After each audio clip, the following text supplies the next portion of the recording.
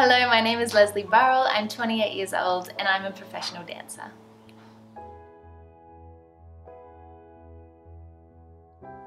So I'm from the Gold Coast and I trained at Lesleigh's ballet.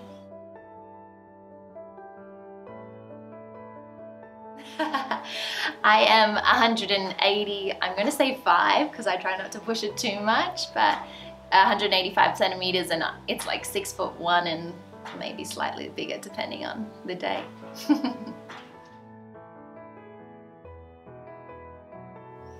I've been dancing since I was 4, so that is 24 years I think, and I've been professionally dancing since 2011, which makes it, this would have been my 10th year dancing professionally.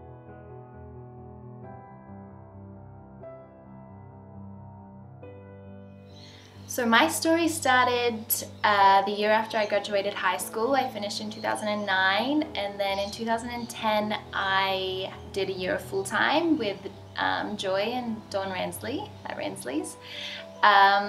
It was actually your mum, Savannah, that contacted me over Christmas time, and literally like a week later I found myself in India doing a 6-month Bollywood contract. And I came home for about 2 weeks I think, and then I went to Japan for a contract in Tokyo, dancing in a beautiful show over there with beautiful people everywhere. And I came home just before Christmas 2011. The next year I was at home for a little bit. I taught at Lesleigh's, I did some modeling stuff in Melbourne and different places, and then I had a random little contract in China actually. I was really lucky. They flew us over to Macau for a couple of days for rehearsals. I stayed at Venetian. They took care of everything. And then they took us to Hong Kong and then over to Beijing just for one night only sort of little show, which was super cool. And then that June, July, I did my audition for Moulin and I started at the Moulin Rouge in October 2012. I stayed at Moulin and lived in Paris until the end of May 2018. So I did all my years there, loving Paris, and then I stayed in Paris because I loved it so much. For the summer of 2018, I did a little contract in Belgium and a little contract in Germany actually at the end of the year.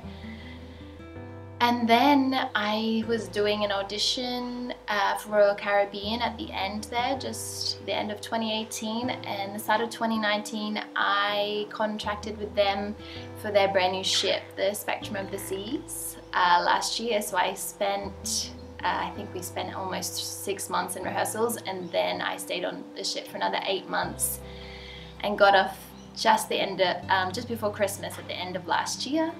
And then I was lucky enough to, again, to get another contract on their Ovation of the Seas, which is where I was at the beginning of this year. So I had done my rehearsals in Miami in Florida, and we had just flown and got onto the ship before all of this came down.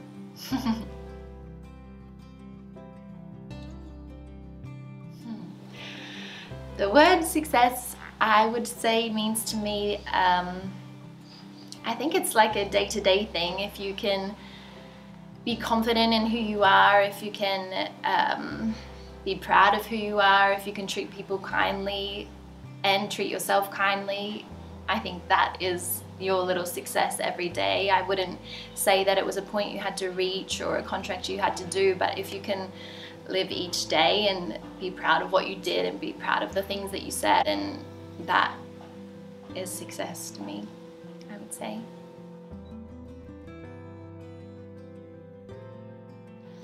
I don't know, I remember I think it was just before my first night at the Moulin Rouge, I remember I was walking down the stairs and backstage to go up to the lodges and just being like, whoa, you're actually here, like, which gives me goosebumps a little bit.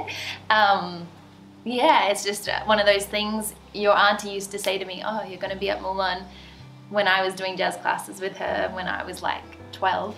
And it's just one of those things that was always tossed around. I remember my first dance teacher when I was like little. She told my mum that she had a really vivid dream that she saw me up on the stage at the Moulin Rouge. So it was something that was always thrown at me, and I guess like most dancers, you don't even know that dance is a career, or dance could be a career or a possibility for you, and then to actually be there. And I think I had just turned 20, so I was a baby, and I had already done these other fun little dance contracts, but like this was the place that I was supposed to get to. And I remember being stressed because I was like, I'm already 20 and I'm already here, so what am I going to do for the rest of my life?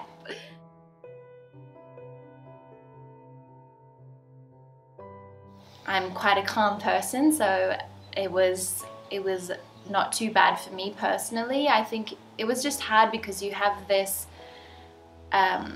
with dancers, it's not only your job and it's not only a different place where you live, but it's who you are, it's your passion, it's your soul, it's everything. So it's not just like, oh, we lost our job, or oh, we had to move countries or places of living. Like, it's everything. So I think there was a huge identity crisis for a lot of people, because all of a sudden you're like, what do I do without this? Who am I without this?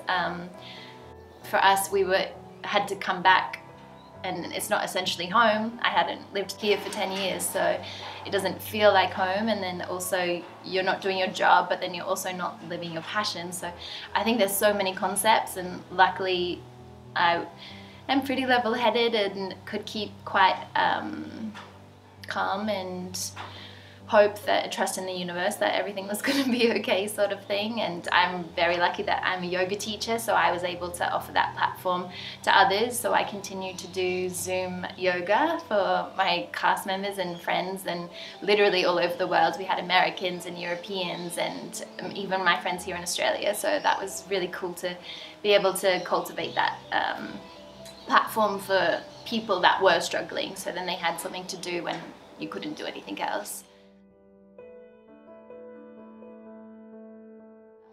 It's going to take time, but it will come back, and we just have to hope and have trust in the universe that everything's going to be fine, because it is.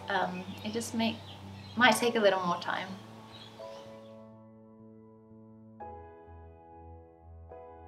Gosh, there is so much potential. If anybody, that's all I've said for all these years, like, it's such a shame that we have to go overseas because there is no work here.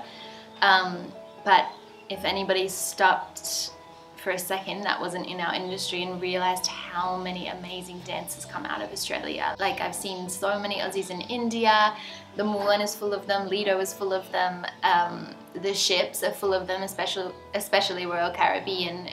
My whole cast was, I think except for 5 people last year, were Australians. Like, our dancers are rock solid, like amazingly trained dancers, and we're Australians, so we're hardworking and we're beautiful and tall, and everything that people are looking for. It just, for some reason, unfortunately, it's not here, which is a shame, because we have the venues for great performances and we have the performers. We just don't have something tying it together, and I don't know if that is awareness or if that's culture. There's definitely the money, so it's not that. Yeah, it's a very big shame.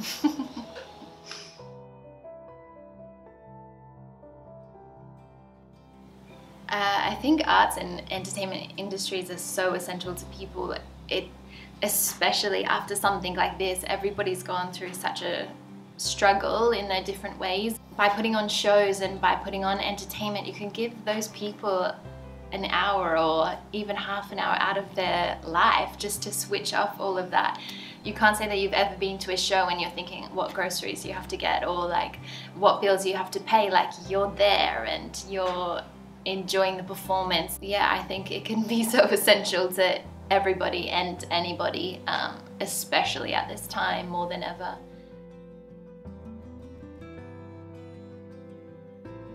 I would say to everybody, just hang in there. It might take a little time, but don't let this dim your light at all, because you will get to shine again, you will get to dance again. We're so lucky to be able to have this as a passion, and then if we get to do it as a job, it's insane. So I would just say hold on to that, and there'll be a time again.